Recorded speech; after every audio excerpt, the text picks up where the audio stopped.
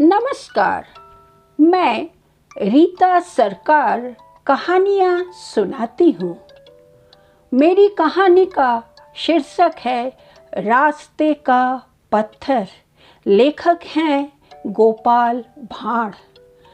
जब गोपाल भांड़ ने महाराज कृष्णचंद्र को सिखलाया प्रजा वत्सलता का पाठ, और वह भी सरोवर किनारे पड़े पत्थर की मदद से, तब कहानी आगे क्या हुई। एक दिन महाराज कृष्णचंद्र ने सुबह सुबह गोपाल भांड़ को अपने महल में बुलाकर कहा, गोपाल, आज मुझे सरोवर में स्नान करने की इच्छा हो रही है। मैं सामान्य औपचारिकताओं से मुक्त होकर एक सामान्य व्यक्ति की तरह जल क्रीड़ा करना चाहता हूँ। मेरी इच्छा है कि मैं तैरकर सरोवर के मध्य तक जाऊं और वहाँ से रक्त कमल के कुछ पुष्प स्वयं तोड़ लाऊं। ऐसा करो, तुम स्वयं जाओ और देख कर आओ कि इस समय सरोवर के आसपास कितने आदमी हैं। गोपाल सुबह सुबह बुलाए जाने से खींचा हुआ था। उसने महाराज की बातें सुनी और बिना कुछ बोले सरोवर की ओर चल पड़ा। थोड़ी ही देर में वह सरोवर के पास पहुंच गया। उस समय स्नान करने के लिए अनेक आदमी सरोवर की ओर जा रहे थे। गोपाल उन लोगों को देर तक देखता रहा। फिर वहां से लौटकर महाराज के समक्ष उपस्थित हुआ। महाराज कृष्णचंद्र ने गोपाल को देखते ही पूछा, कहो गोपाल, सब कुछ देख आए? सरोवर में स्नान के लिए मैं निकल सकता हूँ या नहीं? गोपाल ने धैर्यपूर्वक उत्तर दिया, महाराज, आपने मुझे यह देखकर आने को कहा था कि सरोवर के पास कितने आदमी हैं। मैं देख आया हूँ, वहाँ सिर्फ एक आदमी है। गोपाल के उत्तर से महाराज बहुत प्रसन्न हुए। उन्होंने कहा, तब ठीक है गोपाल, तुम भी चलो, थोड़ी जल क्रीड़ा कर आए।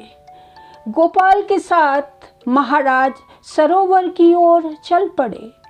सरोवर के पास पहुंचकर महाराज यह देखकर हतप्रभ रह गए कि सरोवर में सैकड़ों लोग स्नान कर रहे हैं। शुद्ध स्वर में महाराज ने गोपाल से कहा, यह क्या गोपाल, तुमने तो कहा था कि सरोवर के पास एक ही आदमी है, मगर यहाँ तो भीड़ लगी हुई है। ऐसे में जल क्रीड़ा की मेरी इच्छा तो पूरी हो ही नहीं सकती। गोपाल भांड़ ने संयत स्वर में महाराज से कहा, महाराज, मैंने आपसे जो भी कहा था वह 100% सही है। मैं अब भी यही कह रहा हूँ कि सरोवर के पास केवल एक आदमी है। बाकी जो भीड़ आप देख रहे हैं वह संवेदनहीन और विवेक शून्य पुतलों की भीड़ है। इन्हें आदमी मानकर किसी तरह का संकोच करने की आवश्यकता नहीं। सरोवर में कल्लोल करती जिस भीड़ को देखकर आप अपनी जल क्रीड़ा की इच्छा को तिलांजलि देना चाहते हैं, उस भीड़ में ऐसा कोई भी नहीं है जिसे खुद के सिवा कुछ और भी दिखता हो। आप निसंकोच जल में उतरे और अपनी इच्छा की पूर्ति के लिए तैरें। रक्त कमल तोड़े, इनमें से कोई भी न तो आपको पहचानेगा और न ही देखेगा कि आप क्या कर रहे हैं। उसकी बात सुनकर महाराज की भ्रिकुटियां तन गई। उन्होंने आवेश युक्त स्वर में पूछा, ऐसा क्यों कहते हो गोपाल? क्या ये लोग अंधे हैं? नहीं महाराज, विवेक शून्य और संवेदनहीन। बिना संवेदना और विवेक के आंखों का कोई अर्थ नहीं होता महाराज। आप वस्त्र उतारकर मुझे दें और निश्चिंत होकर जल में उतरे। महाराज कृष्णचंद्र ने कुपित स्वर में कहा, यदि मुझे किसी ने भी पहचान लिया तो तुम्हारी खैर नहीं। गोपाल, याद रखना। गोपाल मुस्कुराया और बोला, महाराज आप अपने वस्त्र उतारकर यही मुझे दे दें। मैं घोड़े के साथ आपकी इसी बरगद के वृक्ष के नीचे प्रतीक्षा करूंगा। आप जल क्रीड़ा करके लौटे। यदि आपको मार्ग में किसी ने भी टोका तो आप जो चाहें मुझे सजा दे दे, मैं स्वीकार कर लूँगा।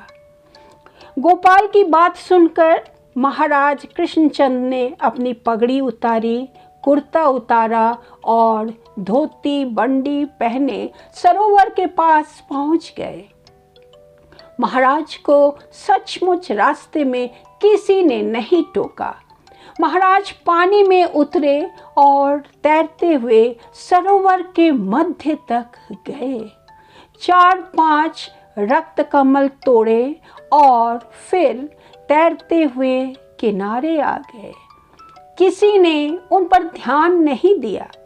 पानी से निकलकर महाराज भीगे बदन ही बरगद के वृक्ष के पास आए और वस्त्र बदलते हुए गोपाल भाड़ से कहने लगे, गोपाल, तुमने ठीक कहा था। मुझे ना तो किसी ने पहचाना और ना ही किसी ने टोका। अभी गोपाल कुछ कहता कि एक व्यक्ति वहां आया और विनम्रता पूर्वक महाराज को नमस्कार किया। महाराज चौंके और गोपाल से कहने लगे, लेकिन गोपाल देखो, यह व्यक्ति मुझे पहचानता है। अब बताओ, तुम सजा के भागी हो या नहीं? नहीं महाराज, कतई नहीं, गोपाल ने तत्काल उत्तर दिया। उसने पुनः कहा, महाराज आप भूल गए, मैंने आपसे सुबह यह भी कहा था कि सरोवर के पास केवल एक आदमी है। यह आदमी वही है महाराज, जो अपने राजा को सामान्य नागरिक के वेश में भी पहचान गया और उसे अपना अभिवादन देने पहुंच गया। महाराज को अपनी भूल का एहसास हुआ और उन्होंने आगे बढ़कर उस व्यक्ति को गले लगा लिया। थोड़ी देर के बाद महाराज गोपाल के साथ ही महल लौटने के लिए उद्यत हुए। रास्ते में उन्होंने पूछा, गोपाल, तुमने यह कैसे जाना कि इतने सारे लोगों में कोई भी मुझे नहीं पहचानेगा, तथा इतने सारे लोगों के होते हुए भी तुमने यह क्यों कहा कि सरोवर के पास एक ही आदमी है? गोपाल ने शांत भाव से कहा, महाराज, जब मैं सुबह आपके पास आया तब अशांत था, मेरा चित्त खिन्न था, रात को सही ढंग से सो नहीं पाया था, इसलिए तंद्रिल और बोझिल सा था। ऐसे में आपने मुझे सरोवर की ओर भेजा। मैं सरोवर के पास उसी बरगद के नीचे थोड़ी देर बैठकर विश्राम करने लगा ताकि चैतन्य हो लूं। मैंने देखा सरोवर की राह में एक बड़ा सा पत्थर पड़ा हुआ है। कई लोगों को उस पत्थर से चोट लग चुकी थी। मैं पत्थर के करीब गया कि उसे वहां से हटा दूं, किंतु मैं ऐसा नहीं कर पाया क्योंकि पत्थर का कुछ भाग मिट्टी में गड़ा हुआ था। मैं थक कर पुनः बरगद के नीचे आकर बैठ गया। कई लोग पुनः इस पत्थर की ठोकर से आहत हुए, लेकिन सब अपनी चोट सहलाते आगे बढ़ गए। किसी को भी यह चिंता नहीं हुई कि उस पत्थर को वहां से हटाने का उद्योग करे। लेकिन एक आदमी उधर से गुजरते समय पत्थर के पास रुका और उसे हटाने लगा। काफी परिश्रम के बाद उसने पत्थर को वहां से उखाड़कर सड़क से दूर ले जाकर रखा और थक कर सरोवर किनारे विश्राम करने लगा। उसे न तो किसी से प्रशंसा की अपेक्षा थी और न किसी से अपने श्रम का मूल्य पाने की लालसा। उसके चेहरे पर कर्तव्य पालन की तृप्ति की आभा थी। महाराज, मैंने इसी व्यक्ति के बारे में कहा था कि सरोवर के पास केवल एक आदमी है। आदमी वही होता है जो अपने अलावा औरों के बारे में भी सोचे। सरोवर में स्नान करने गए शेष तमाम लोगों को अपने सिवा और किसी की परवाह नहीं थी। महल निकट आ चुका था। महाराज ने पूछा, ऐसा क्यों है गोपाल? गोपाल ने उत्तर दिया, महाराज, यथा राजा तथा प्रजा। आप स्वयं कभी अपनी प्रजा का हालचाल जानने का उद्यम नहीं करते, कभी कोई आयोजन नहीं करते जिसमें प्रजा की भागीदारी हो। ऐसी प्रजा का ऐसा ही एकांगी विकास होता है। इसलिए यदि ऐसा है तो किम आश्चर्यम। महाराज को गोपाल की बात समझ में आ गई।